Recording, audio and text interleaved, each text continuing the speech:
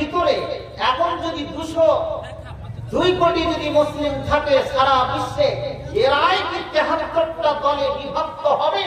সাতাত্তারিকু উম্মতি আলা 73 ফিরকাতান, অন্য রাওয়াতে এসেছে মিল্লাতান কুল্লুহুম ফিন-নার, প্রত্যেকটা দল 72টা দল যাবে কি জাহান্নামে, ইল্লা ওয়াহিদা, একটাই, এক্সেপ্ট অনলি ওয়ান, একটাই যাবে জান্নাতে।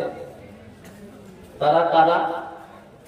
যারা ভোলপুরে জালসা শুনতে এসেছে আর যে কোটা বক্তা এখানে করে বক্তৃতা দিতে এসেছে, আর যারা ডেলিগেটের জন্য কি ব্যবস্থা করেছে, এইটি লোক যাবে কি জান্নাতে, বাদ বাকি সব কি যাবে কি জাহান্নামে।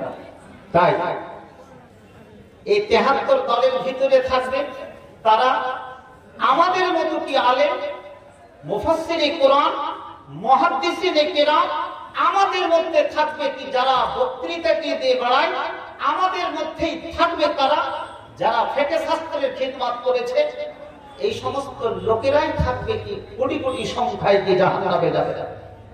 কোনদিন কি ভেবেছি? আহা, কোনদিন ভাবিনি, কোনদিন চিন্তাও করিনি এই সমস্ত লোকেরা একের পর এক কোটি কোটি সংখ্যায় কি জাহান্নামে যাবে। প্রিয় ভাইরা, কারণটা কি? কারণটা আমি পরে বলে দিচ্ছি আপনাদেরকে। একটাই কারণ, যদি কোনো ব্যক্তি যদি তাহাজ্জুদের কি নামাজ পড়ে কি সারা রাত্রি ধরে কি যদি কোরআন পড়ে, মসজিদের যদি সেক্রেটারি প্রেসিডেন্ট হয়, কি বিভিন্ন সংস্থার যদি সেই জায়গায় কি জড়িয়ে থাকে, এরাও যাবে কি জাহান্নামে, জান্নাতে যাওয়ার কোনো অবকাশ নেই। কারণ কি? ওখানে একটাই শব্দ বলে দেওয়া হয়েছে, ইফতিরাক। ইফতিরাক শব্দের অর্থ হচ্ছে কি? বিচ্ছিন্নতা, বিভিন্নতা। কমের ভিতরে, সমাজের ভিতরে, সোসাইটির ভিতরে একটা কোনো সংস্থাকে টুকরো টুকরো করে ভেঙে দেওয়া। তুমি যতই মুহাদ্দিস হও না কেন, আর যতই তুমি সারা বিশ্বে বক্তৃতা দিয়ে বেড়াও না কেন, আর যতই তুমি মসজিদের কমিটির সেক্রেটারি প্রেসিডেন্ট হও না কেন, মাদ্রাসার তুমি নাজেম হও না কেন, তুমি যদি বিভক্ত করো, কোন সমাজকে যদি ভেঙে দাও, তোমার জন্য কি জাহান্নাম অপেক্ষা করছে। এই হচ্ছে কারণ। আপনি চিন্তা করুন, পরিবারে বাপ একটা বলুন, বাপ একটা জামাতে, ছেলে একটা জামাতে, একটা সামান্য কি 10 ধরে কি 3টা পর্যন্ত কি জামাত পর্যন্ত আমরা কি বিভক্ত করে নিয়েছি। বাবার সাথে কি না ছেলের মিল আছে, না ছেলের সঙ্গে বাবার মিল আছে, গ্রামের কোন সমাজ তার মন্ডলের সঙ্গে আছে। এই বিচ্ছিন্নতা, বিভিন্নতা সমাজকে কি ভেঙে দেওয়া তোমার হচ্ছে কি জাহান্নামের কারণ।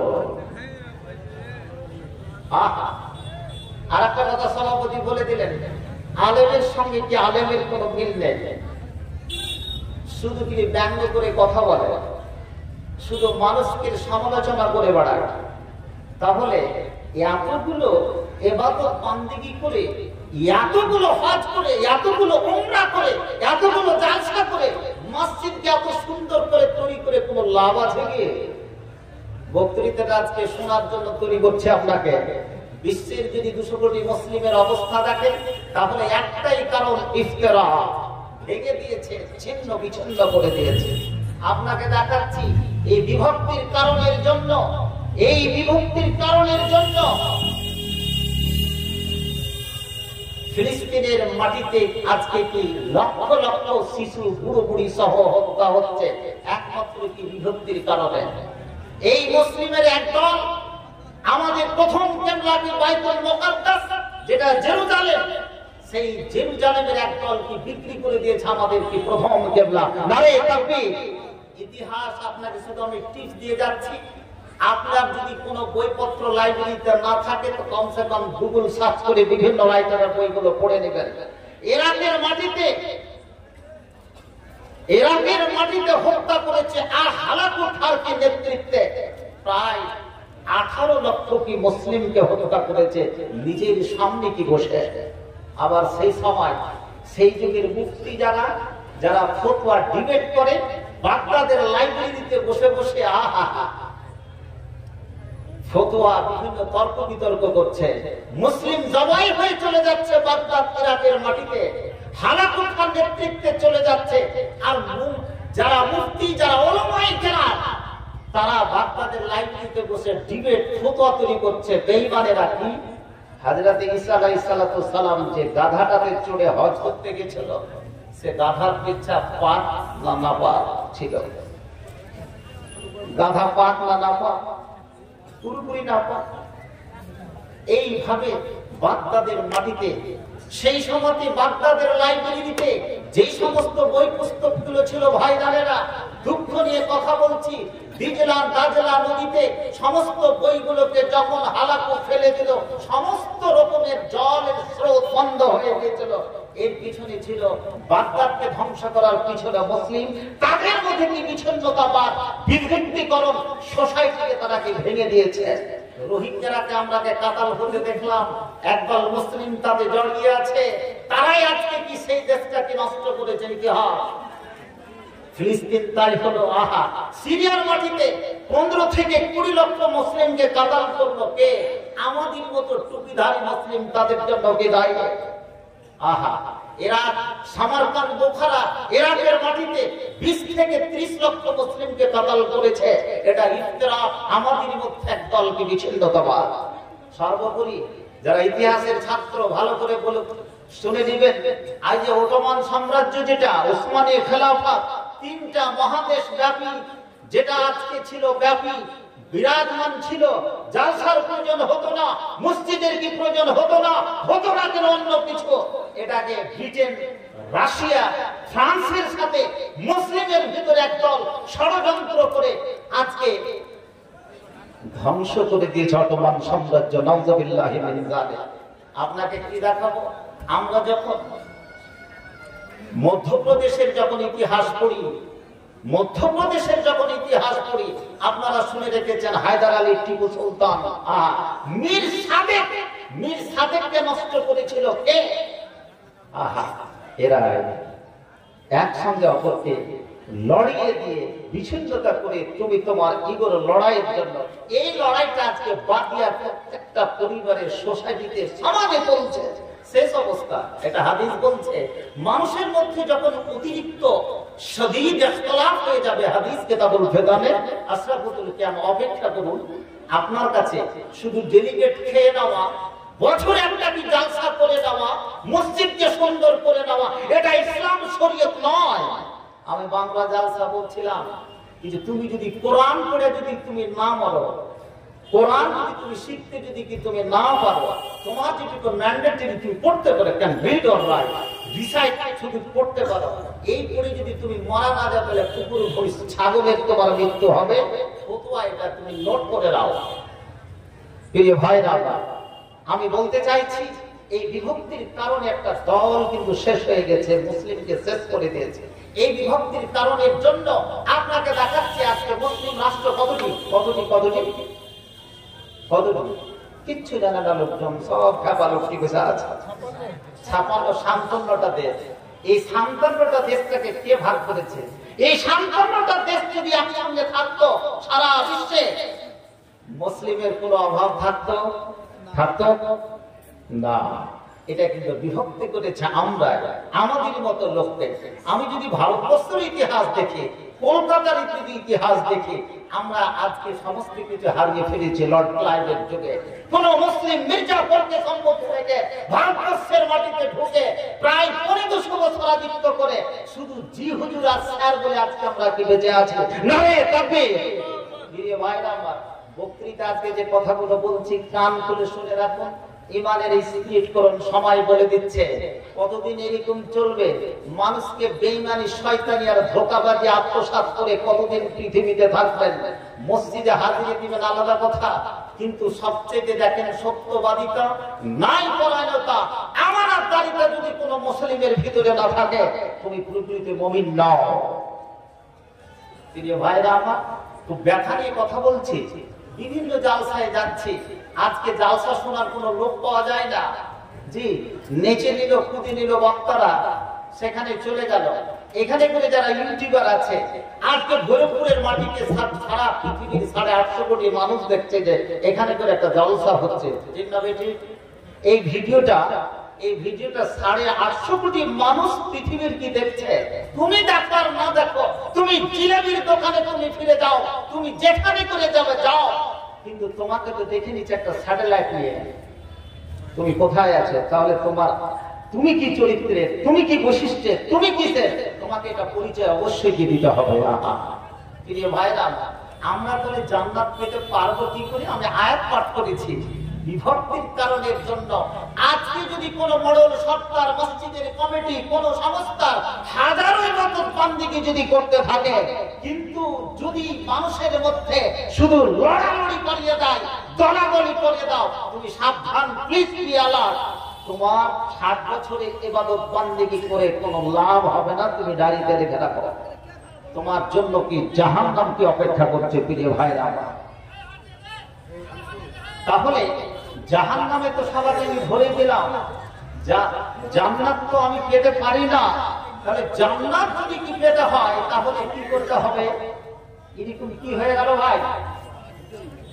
এটা দেখি অসুবিধা হচ্ছে কি? আমাকে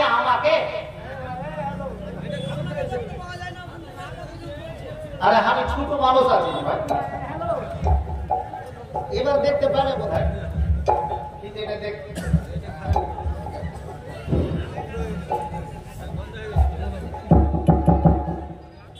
এবার দেখতে পাওয়া যাচ্ছে কি ভাই? আরে দেখে দেখে তো আমি ঘুরিয়ে গেলাম, আর কত দেখবেন আপনি? এখন অপেক্ষা করেন, দোয়া করেন যেন এখন চলে যায় কবরে। প্রিয় ভাই না আমার, তাহলে তার জান্নাত পাওয়াই যাবে না নাকি? মুশকিল, কেউ বোঝা পাবো না যে অবস্থাটা।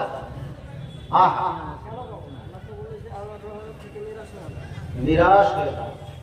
আর এদিকে বেশি যাচ্ছি না। একটা জিনিস আমরা তওবা করে নিই, যদি 2-4-5 জন যদি এর থেকে তৈরি হয়ে যায়, করবো ইবাদত বান্দিগি, কিন্তু মানুষের মধ্যে কোনো দলাদলি ভাগাভাগি করবো না। বলুন সবাই ইনশাআল্লাহ। এই কাজটা থেকে বিরত থাকে না। সমাজ কিন্তু শেষ হয়ে গেছে, আর কিছু নেই, সিদ্ধারা সমস্ত কিছু ভেঙে গেছে। আর বক্তৃতার জগতে এখানে বসে সবাই, এখানে তার ট্যাক্স লাগে না, দিদি ট্যাক্স লাগালে এখানে আরো লক্ষ্মী ভান্ডার দিবে, সুর করে ঢুকে যাচ্ছে।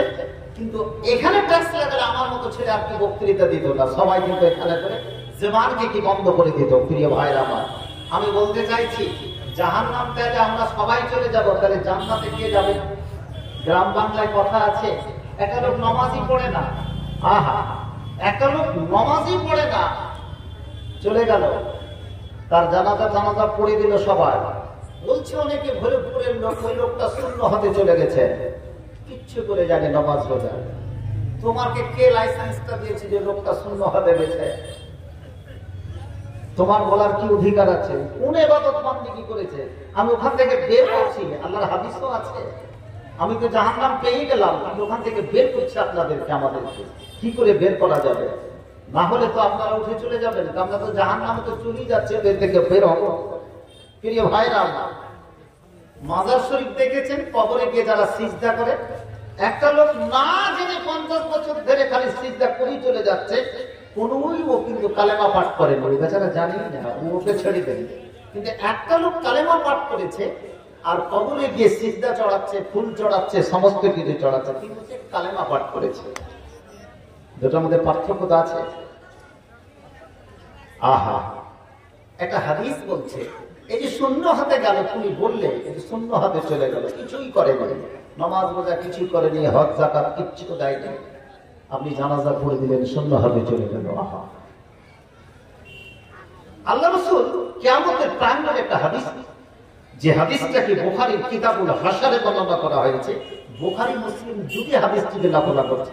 বুখারীর দ্বিতীয় জিলদে, দ্বিতীয় খণ্ডে, শেষের দিকে কিতাবুল হাশর, যে ওখানে বর্ণনা করছে, আল্লাহ রাসূল বলছেন যে ইদান, নিজের কমের জন্য ভৈরবপুরের কি যত লোক আজকে জালসা শুনতে এসেছে, ইদান লি, অ্যালাউ মি, হে আল্লাহ তুমি আমাকে অনুমতি দাও, ফিমান কাল, বলুন লা ইলাহা, আজকে পড়ে নেন না যারা পড়েননি, লা ইলাহা ইল্লাল্লাহ। মরণের সময় শরবত খেয়ে কোনো লাভ নাই, তখন নানি দাদি সবাই পড়বে কি, বাজারে একটা কালেমাটা পড় থাকে না, অ্যাক্সিডেন্টের সময় কালেমাটা পড়ার, আল্লাহু আকবার বলার সময়টা থাকে না। আমাকে অনুমতি দাও ওই ব্যক্তির সম্পর্কে, ফিমান ক্বাল লা ইলাহা ইল্লাল্লাহ।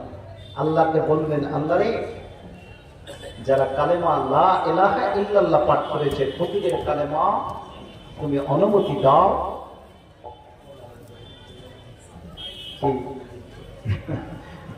যা খুশি সবই। তো এদের সুপারিশ করার আমাকে অনুমতি দাও। আল্লাহ বলবেন, এটা তোমার ইখতিয়ারে নয়। আল্লাহ রাসূল যদি সুপারিশ না করবে তাহলে জাহান্নাম থেকে বাঁচতে পারবো কি? অনুমতিটা কবুল হলো না। আল্লাহ তাআলা স্বয়ং এবার হাদিস বর্ণনা করছেন। হাদিসটা কি? বিইজ্জতি ওয়া কারামি মান ক্বাল লা ইলাহা ইল্লাল্লাহ। আল্লাহ তাআলা বলছে, ওরে মুহাম্মদ সাল্লাল্লাহু আলাইহি সাল্লাম, এটা তোমার আন্ডারে নয়, তোমার ইখতিয়ারে নয়। যেই বান্দা আন্তরিকতার সঙ্গে লা ইলাহা ইল্লাল্লাহ পাঠ করেছে, তাকে আমি লা উখরিজান্না মিনান নার, আমি তাকে জাহান্নাম থেকে একের পর এক বের করে আনবো। বলুন আলহামদুলিল্লাহ। আহা, ওরে আমার ভরপুরের যুবক যুবতী, এলাকার সমস্ত যুবক যুবতী, আবার বৃদ্ধা বনিতা, জেনে রাখুন, জেনে রাখুন, আমি পৃথিবীতে অনেক অন্যায় কাজ করেছি। কোনোদিন নামাজ পড়েনি, কোনোদিন রোজা রাখিনি, কোনোদিন যাকাত দিইনি, হজ পর্যন্ত করিনি, কিন্তু সমাজে এমন এমন কাজ করেছি।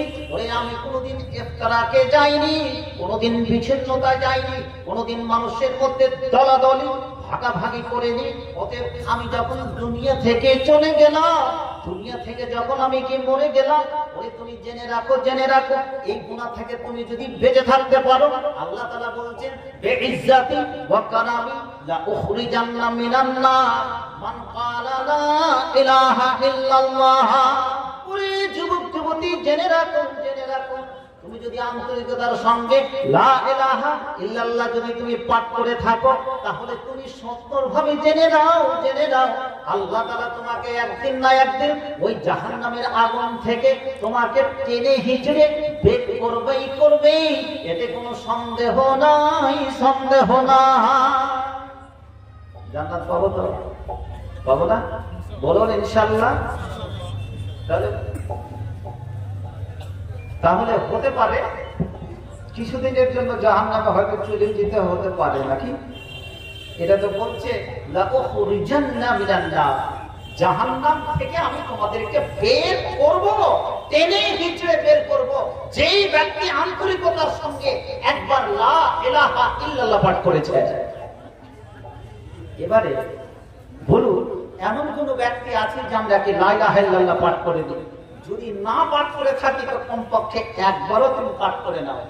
ফকির যখন চাইতে আসে, ফকিরের কি কালেমা, এই কালেমা এমন একটা কি সূর্য, ইমানি সূর্য, অন্ধকার থেকে মানুষকে কি আলোর দিকে নিয়ে যেতে পারে। আপনি ঝুঁকছে কেন? আমি তো ঝুঁকি না। প্রিয় ভাইরা, আজ আমি বলতে চাইছি যে আমি যে বলেছি কি যে দলাদলি এবং ভাগাভাগি, এই গুনাহটা থেকে যদি মানুষ কি বেঁচে থাকে, তার যদি কোনো আমালে যদি কোনো দুর্বলতা থাকে, তার কোনো পর্যায়ে যদি দুর্বলতা থাকে, তাহলে ভৈরবপুরের বা আশেপাশের সমস্ত যুবক যুবতী সবারই কাছে আওয়াজ হচ্ছে, খুব সংক্ষিপ্ত আলোচনা, যে এই গুনাহটা থেকে যেন আমরা বাঁচার চেষ্টা করি। যেমন ভাগ হয়ে গেছে ৫৭টি রাষ্ট্রে, আপনার মসজিদ একজনকে আপনি কি মসজিদও আপনি একজনকে ভাগ করে নিতে পারেন। যদি এই সুরসুরি, এই আপনার ভিতরে কি বিচ্ছিন্নতা থাকে, তাহলে আপনি ভেঙে ভেঙে টুকরো টুকরো কি করে নিবেন। যদি এই গুনাহ থেকে, এই পাপ অন্যায় থেকে যদি আমরা আজকে কি বিরত না থাকি, মুসলিমের কি অবস্থা, মুসলিমের কি জাতকে চারিদিকে কি সেই অবস্থা কি বিরাজ করছে। ভাইরা আমার, এই অবস্থা যদি আপনাকে বলতে যায়, আমার থেকে আপনি কি ভালো খবর রেখেছে, মুসলিমরা আজকে চারিদিকে মার খাচ্ছে, শুধু তাদের উপরে কি ধোলাই হচ্ছে, নির্যাতন চলছে, আপনি চোখের সম্মুখ থেকে দেখছেন। কত মানুষ কাজকে কি হত্যা করে দেওয়া হলো, আমি তার জন্য একটা কি দোয়া পর্যন্ত কি করলাম না, ওহো আহা জারিও কি করলাম না। কিন্তু মানুষ এইভাবে কেন কি তারা বিভিন্ন জায়গায় কি চলে যাচ্ছে। আমাদের এই অবস্থাটা যদি হয়, মানুষকে একজন আলেম ভালো কথা বলে কি যে তুমি এই কাজটা করো, বাবা মা বলে কি তুমি এই কাজটা করো, কিন্তু না করবে না, তার বিপরীতে কিন্তু আপনি কি করতে যাচ্ছে। একটা কম এর বিপরীতে কিন্তু ধ্বংস হয়ে গেছে প্রিয় ভাইরা। কি ধ্বংস হয়েছে?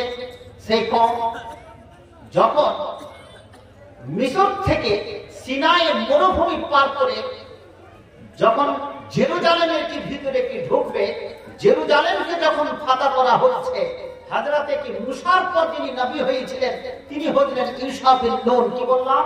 ইউসা বিন নূন। তিনি যখন কি নবী হলেন তখন একটা কথা তাদেরকে বলে দিয়েছিল, জেরুজালেম অর্থাৎ ফিলিস্তিন, এই বাইতুল মাকদিস, এটা যখন ফাতা হয়ে গেল, জয়লাভ করে দিলাম, তখন আমরা যখন কোন জায়গাতে ভালো রেজাল্ট করি বা মসজিদে যখন আমরা কোন জায়গায় ঢুকি, ভালো যখন কোন জিনিস করি, তখন আমরা 2 রাকাত নামাজ পড়ি দিই। সাধারণত 2 রাকাত নামাজ পড়ি, সাদকা তরফা কিংবা সাজদায় পড়ে যাই। ইউসা বিন নূন একটা কথা বললেন, ও কমেরা, তোমরা যখন জেরুজালেমের বাইতুল মাকদিসে যখন তোমরা প্রবেশ করবে, তখন মাথাটাকে নিচু করে আর বুকটাকে তোমরা কি নিচু করে, আর একটা শব্দ তোমাদেরকে বলতে হবে যেটা হিব্রু ভাষায় হিত্তাতুন হায় হুত্তি তোই বলতে তাই মুদাব্বারা। হিত্তাতুন শব্দের অর্থ হচ্ছে আস্তাগফিরুল্লাহ। বলুন সবাই, বলুন আস্তাগফিরুল্লাহ, মানে আল্লাহ আমাদের কি গুনাহ মাফ করে দাও। ওরাকে বলল, নবী বলল যে তুমি যখন প্রবেশ করবে মসজিদের ভিতরে, জেরুজালেমের বাইতুল মাকদিস প্রথম কিবলা, তখন তুমি এই শব্দটা তোমরা সবাই বলবে। কিন্তু বেঈমান শয়তান কম, এই বেঈমান শয়তান কম থেকে 300 থেকে 400 বছর ধরে গোলামি যে ফেরাউনের কি কাটলো, এই গোলামিতে থেকে থেকে মন সংকীর্ণ হয়ে হয়ে এরা করলো কি, প্রবেশ যখন করছে তখন পিছনটা বাইতুল মাকদিসের মসজিদের ভিতর করে দিল, বুকটাকে উঁচু করে দিল, মাথাটাকে উঁচু করে দিল। তখন মুখে হিত্তাতুনের পরিবর্তে কি বলতে লাগলো? হিন্তাতুন। হিন্তাতুন মানে গমের দানা। ঘুরে ফিরে লক্ষ্মী ভান্ডারি বুঝি, তাই না? ঘুরে ঘুরে জিয়ারি বুঝি, ঘুরে ঘুরে সে টাকায় বুঝি। আহা, এই কম করলো কি? এইভাবে প্রবেশ করতে বললো বাইতুল মাকদিসের কি মসজিদে, কিন্তু প্রবেশ করলো কি পিছনটাকে করে দিল মসজিদের দিকে, আর হিত্তাতুনের পরিবর্তে বলতে লাগলো কি হিন্তাতুন। এই কমটা আল্লাহ কোনদিন রাখবে নাকি বরবাদ করে দেবে? আহা, ওরে আমার যুবক যুবতী, জেনে রাখো তোমার রাসূল এবং আল্লাহ তাআলা যেটা হুকুম করেছে সেটা অনুসারে তুমি জীবিকা অর্জন করো, সেইভাবে তুমি চলাফেরা করো, সেটাতে তোমার কি সহায়তা আছে, সেখানে তোমার খায়র আছে, সেখানে তোমার কল্যাণ আছে। ওরে যুবক যুবতী, জেনে রাখো, জেনে রাখো, এ কমে 100 বছর নয়, 200 বছর নয়, 300 বছর, 400 বছর পর্যন্ত ফেরাউনের গোলামি কেটে কেটে কেটে কেটে তাদের গোলামি এমন ভাবে রক্তের রন্ধ্রে রন্ধ্রে প্রবেশ করে গেছিল যে কোনো কথা তাদের ব্রেন কাজ করছিল না। ব্রেন প্লাস্টিক হয়ে যায়, ব্রেন সম্পূর্ণ কি বেকার হয়ে যায়। সেই কম কিন্তু শেষ হয়ে গেছে রে। ওরে আমার যুবক যুবতী, জেনে রাখো তুমি আজকে কোন জায়গায় ভুগছো, কোন জায়গায় তুমি চলছো। তুমি কি নিজের জীবনের একটুকু সমালোচনা করো না? নিজের আত্মিক তুমি পরিচালনা করো না? একবার তোমার জীবন তুমি কি দেখে নাও যে আমি কোন জায়গায় আজকে দাঁড়িয়ে আছি, কোন জায়গায় অবস্থান করছি। একবার তুমি ভেবে নাও, ভেবে না। মুসলিমের অবস্থা কি দেখবেন?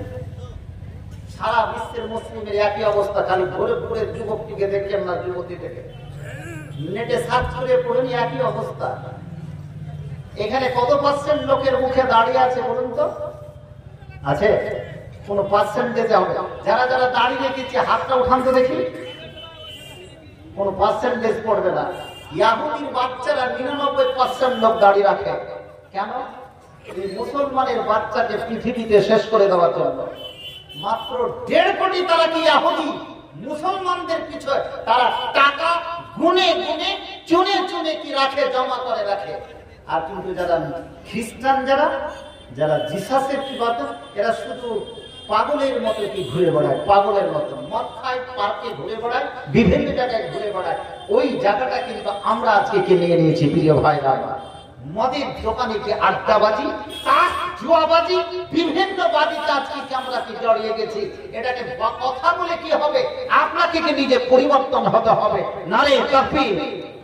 প্রিয় ভাইরা, এখনো মুসলিমদের কি যেটা অবস্থা, শুধু ভারত, বাংলাদেশ আর নেপাল কথাটা নয়, আর মায়ানমারের কথাটা নয়।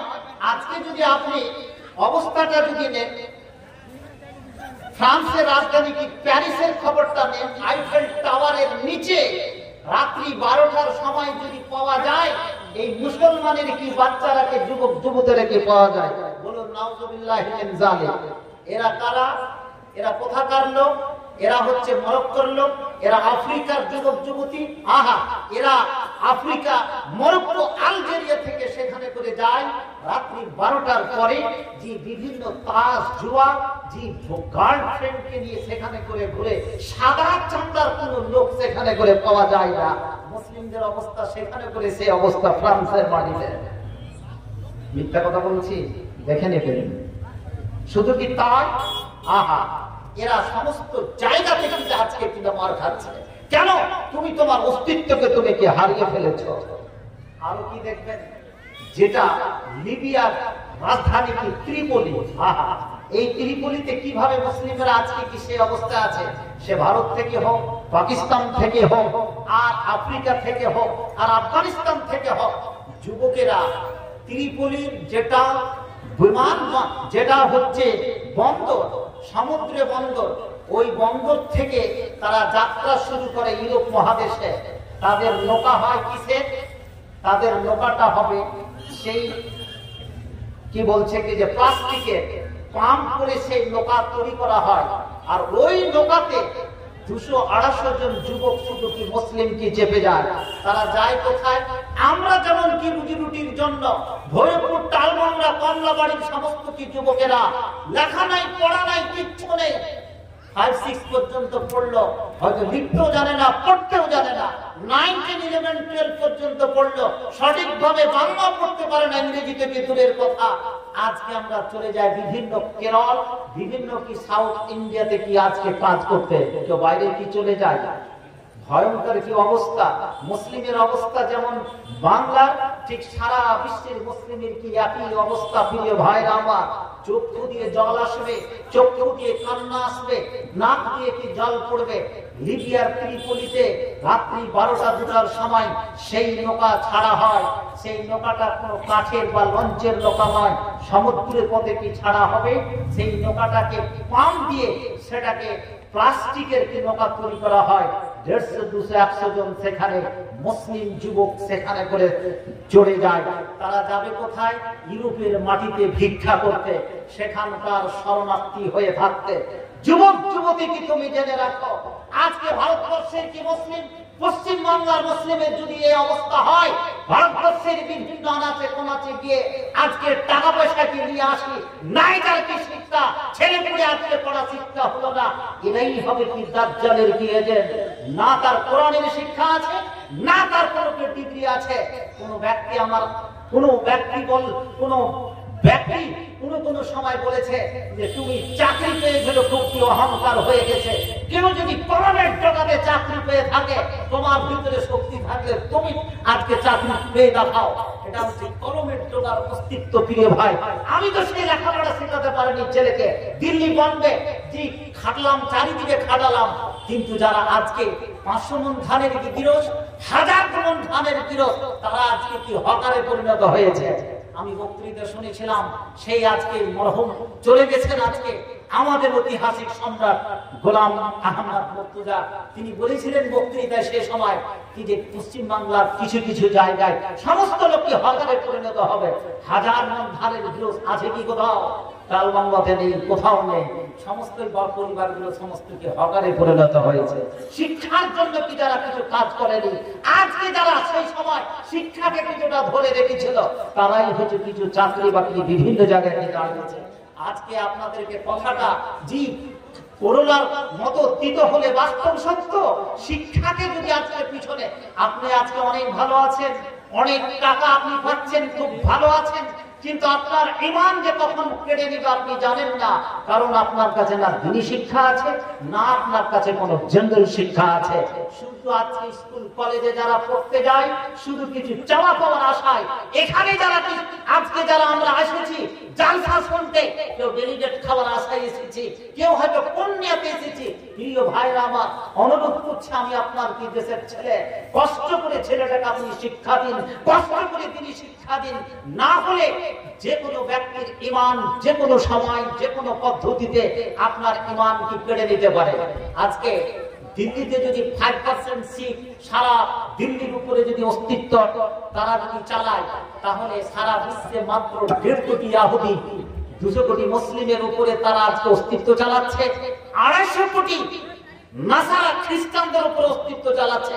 750 কোটি সমস্ত মানুষের উপরে তারা আজকে অস্তিত্ব চালাচ্ছে। কেন কেন কেন? তাদের মধ্যে শিক্ষা আছে, ছেলেকে তৈরি করেছে সেটা। ইসরায়েলে ছোট ছোট বাচ্চা শিশুকে তারা, আমার যদি একটা শিশু হয় ওই ছেলেটাকে কত স্নেহ ভালোবাসা দিয়ে রাখি, আহা, কিন্তু তারা একটা 5 বছরের 6 বছরের 7 বছরের 10 বছরের শিশুকে কাদাতে বালুতে তাকে রেখে দেওয়া হয় ও যেন শক্ত হয়। ভারতবর্ষে যিনি প্রথম তাহরিকে শহীদান চালিয়েছিলেন, 2 জন মাওলানার কথা মনে পড়লে কালকে চোখ দিয়ে জল আসে। আজকে মালদা মুর্শিদাবাদে 2 দিনাজপুরে আহলে হাদিসের ছাপ একমাত্র তাদের আন্দোলনের জন্য, এটা নারা হত্যাদের জন্য, নারায়ে তাকবীর। সেটাকে শাহ ইসমাইল শাহী এবং কি আহমদ শাহী। দিল্লির মাঠে তখন তাপমাত্রা 50 ডিগ্রি 48 ডিগ্রি তাপমাত্রা, দোতলার উপরে তারা ঠিক দুপুরবেলা 12টা-1টার সময় খালি গায়ে খালি পায়ে ট্রেনিং দিতেন।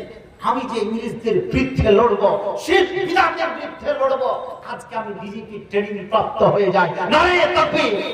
আমি ঘর থেকে ইসলাম পেয়েছি, ঘর থেকে সমস্ত জিনিস পেয়েছে, আমার ভিতরে কোনো পরিবর্তন নেই। তুমি কিসের মুসলিম হ্যাঁ, তোমার ইমাম যে কোনো সময় কেড়ে নিতে পারে। কিছুদিন পরে মানুষ বুঝবে না। বাংলা জালসাতে বললাম যে বর্তমান যুবকেরা সমস্ত কি প্লাস্টিকের কি প্ল্যান নেই, শিক্ষা নাই, কর্মসংস্থান নেই, কেউ কিছু পড়েছি কোনো চাকরিতে জানাতে পারছে না, পেটে ব্যথা, এই সমস্ত টেনশনে 3 জন 4 জন মিলে একটা বাইকে চলতে চলতে কোন মোড়ে দেখা গেছে যে 3-4 জনে চিৎপটানো হয়ে গেছে, প্রচুর অ্যাক্সিডেন্ট। প্রিয় ভাইরা আমার, কারণ কি? কারণ কি অ্যাক্সিডেন্টের কারণ কি এতগুলো? তার মানে আজকে কি শিক্ষাকে অধঃপতনের কারণের জন্য। এক যুগে যারা শিক্ষা অর্জন করেছে, যারা করেছে কি করে, তখন তো কোনো কিছু ছিল না, তাদের পয়সাও ছিল না, রাস্তাঘাট ছিল না, তারা কি করে আজকে এই জায়গা থেকে পৌঁছলো? এখন তো আমার কাছে পয়সা হয়েছে, অসুবিধা কিছু নেই। একটা গরিব মানুষ, কোনো মানুষ না খেয়ে মরে না, তুমি ছেলেটাকে কেন শিক্ষা দিবে? কেন তুমি কেরালার কি বম্বে আর কি পাটনা তাকে পৌঁছাবে? ছেলেটাকে শিক্ষা দেওয়ার অর্জন করুন, না হলে কাউরি চাকরি বাকরি দেখে কোনো লাভ নেই। 2-1টা ছেলে দাঁড়াবে, তার দিকে আপনার চোখ থাকবে কেন? আপনি নিজের ছেলেটাকে তৈরি করুন, যে আশীর্বাদ নেন শিক্ষকের, মানুষের আশীর্বাদ নেন। যদি সমাজের ছেলে পেলে তৈরি না হয়, তাহলে ওই সমাজ উন্নতি হতে পারে না।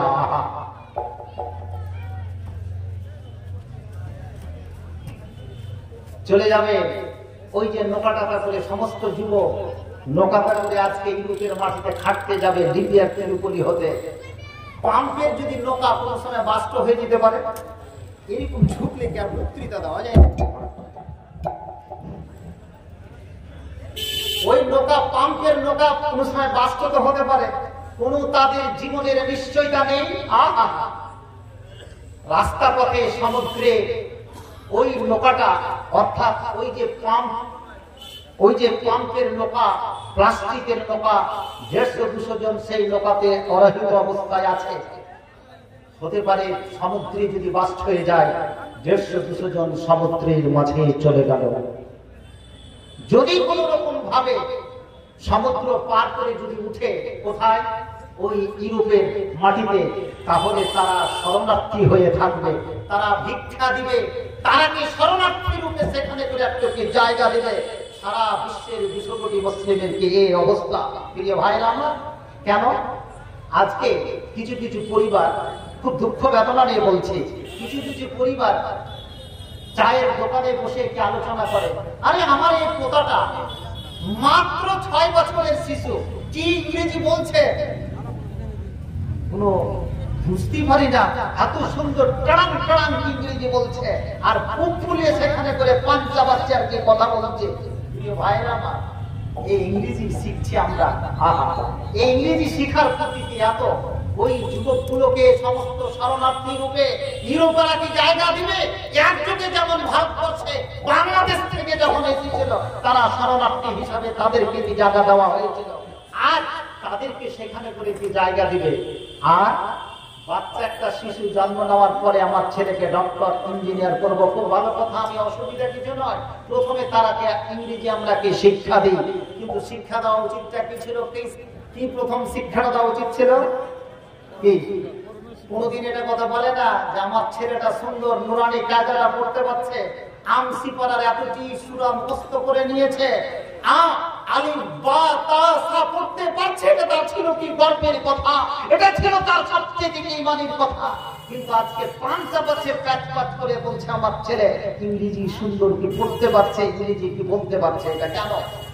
আজকে প্রত্যেকে দেখুন, গ্রাম বাংলা থেকে নিয়ে শহর পর্যন্ত আমরা সমস্ত কি একাডেমি খুলতে শুরু করেছি, বিভিন্ন ইংরেজি শুরু করতেছি, কেন? এটা ফল কি? আমরা 250 বছর ধরে কি গোলামি খেটেছি কার? ইংরেজি। ওই যে গোলামি খেটে খেটে খেটে খেটে আজকে আমাদের রক্ত মাংস সমস্ত কিছু, তখনও জি হুজুর বলেছে, তখনই স্যার বলেছে, একটা চাপড়াশিকে দিয়ে আমরা বুঝতে পারি না। একটা ডি অফিসে গেলে, ব্লকে গেলে, অঞ্চল অফিসে গেলে, ওই তো চাপড়াশি আছে, ওকে স্যার বলে দিচ্ছি, বলি না? একজন হেডমাস্টার কি ওকে স্যার বলছে, তার মানে কি? ওই যে গোলামি 250 বছর ধরে ইংরেজদের সাথে ইংরেজি শাসন করেছে, ওই গোলামি ঢুকে আছে, আমাদের সমস্ত জিনিসকে খেয়ে নিচ্ছে। আর তুমি কি ইংরেজির কি ব্যবস্থা করেছে? আপনি গুগল সার্চ করে পড়বেন, ইংল্যান্ড থেকে যদি স্পেনের মাটিতে যান, স্পেনের কোন এয়ারপোর্টে কোনো ইংরেজি নেই, এমনকি এক্সিট এন্ট্রান্স শব্দটাকে আপনি পাবেন না, জার্মান ইংরেজি পাবেন না, জাপানে পাবেন না। তারা ইংরেজি শিখাকে মনে করে এটা অবমাননা, অপমান মনে করে। আর বাঙালি তো কয় হাজরাত ইনসান, বাচ্চাটা যেমনই হলো আমি ইংলিশ মিডিয়ামে দিয়ে দিব, আহা, ইংলিশ মিডিয়ামে দিয়ে কিছুদিন পরে দেখা গেল দাঁড়িয়ে পেচ্ছাপ করবে। তোমাকে যদি ডাক্তার ইঞ্জিনিয়ার হয়, তোমাকে দুটো খেতেও দিবে না, তোমার জানাজা থেকে তোমার উপস্থিত হবে না, কিছু লোককে তোমাকে পাঠিয়ে দিবে, তোমার সেখানে করে জানাজা তো সে উপস্থিত হবে না। নারে তাকবীর! প্রিয় ভাইরা, আমি ডাক্তার ইঞ্জিনিয়ার হতে, আইএস অফিসার হতে বিরোধিতা করছি না, কিন্তু বেসিক্যালি যে তালিমটা, সে তালিমটা যদি আজকে আমরা কি না দিয়ে থাকি, তাহলে ওমা খালাকতুল জিন্না ওয়াল ইনস ইল্লা লিয়াবুদুন প্রতীক হতে পারবো না। প্রিয় ভাইরা, আমরা কোন জায়গাতে এই দলাদলি ভাগাভাগি করতে গিয়ে সমাজকে আজকে কোন জায়গা থেকে নিয়ে চলে গেছে জানেন? আহা, আজকে যে সমস্ত কি মেয়েরা, যে সমস্ত কি মেয়েরা জালসা শুনতে এসেছে, এই সমস্ত মেয়েগুলোর দিকে দেখেন দলাদলি কি ভাগাভাগিতে। মেয়েরা এমন একটা সুন্দর জাত, এমন একটা সুন্দর একটা কি পদার্থ, এমন একটা কি সুন্দর কি জীব, এর চাইতে সুন্দর কোন জিনিস হয় না। প্রত্যেকের স্ত্রী আছে, প্রত্যেকের যুবতী কি মেয়ে আছে, প্রত্যেকের যুবতী স্ত্রী আছে, যে মা বোন, যে সমস্ত কিছু খালা আছে, এরা এত সুন্দর সমস্ত কিছু জিনিস তারা কি করতে পারবে, কিন্তু এরা কোরআন পাঠ করবে, কোরআন শিক্ষা করতে দিয়ে দাও, খুব এরা কি কোরআন পাঠ করবে। সুবহানাল্লাহকে 100 বার যদি বলতে গেলে, এইটাতে দোয়া আছে পাহাড়ের সমান বলবে, আল্লাহু আকবার বলতে দিয়ে দাও বলবে, জি সুবহানাল্লাহ বলতে দেন বললে, আলহামদুলিল্লাহ পাঠ করতে দেওয়া হয়, কিন্তু বলে দিলে আহা, যেটা কিন্তু পুরুষ পারে না, সেটা কিন্তু স্ত্রী পারে। আবার এরা সমাজের ক্ষেত্রে চলতে চলতে দেখা যায় যে এরা মাথাতে বোরকাও পরে, আবার বোরকা পড়তে পড়তে কি দেখা যায় নেকাবও করে, হাতে দাস্তনাও করে। আবার কিছু কিছু মেয়েকে দেখবেন যারা ড্রাইভিং করে, তারা সমস্ত কি বোরকা নেকাব করে, আবার পায়ে তারা মোজাও করে, কিছুই আপনার কি দেখার কিছু নেই, কিন্তু সমস্ত কিছু। আবার গানের ক্ষেত্রে যদি এদেরকে বলা হয়, তাহলে তারা নাক মাছি, কান মাছি সমস্ত কিছু কিন্তু খুলে দিয়ে দেওয়া হয়। ওই মেয়েটাকে দেখা গেল রাত্রিবেলায় তাহাজ্জুদের কি নামাজও পড়ে, তাহাজ্জুদে নামাজ পড়ে, কোনো জায়গাতে অভাব নেই। এখন যদি মেয়েদের কাছে যদি চাই যেটা নবীর যুগে দান হতো, কি তুমি নাকমাছি খুলে দাও, হাতের ব্রাসলেট খুলে দাও, পায়ের তুমি তোড়া খুলে দাও, সমস্ত কিছুই তারা কিন্তু খুলে দিয়ে দিবে, যেটা পুরুষ পারবে না। বিভক্ত সবই কিছু কিন্তু তারা পারবে, এতখানি ক্ষমতা আছে। কিন্তু যেটা হচ্ছে তাদের এগুলো এতগুলো দান করা সত্ত্বেও কিন্তু সে জাহান্নামী মেয়ে। যেমন আপনাকে আমি জাহান্নামী বানালাম, যেটা ইফতিরাক, বিচ্ছিন্নতা, বিভিন্নতার মধ্যে যদি আপনি জড়িয়ে থাকেন। আর মেয়েদের মধ্যে কি থাকে? একটাই কারণ, পুরুষটাকে কিন্তু এতগুলো বৈশিষ্ট্য থাকা সত্ত্বেও ওই মেয়েটা কিন্তু পুরুষটাকে পুরুষ বলেই গণ্য করে না। পুরুষটা যদি 1 ইঞ্চি নিচু হয়, আমার পুরুষ তো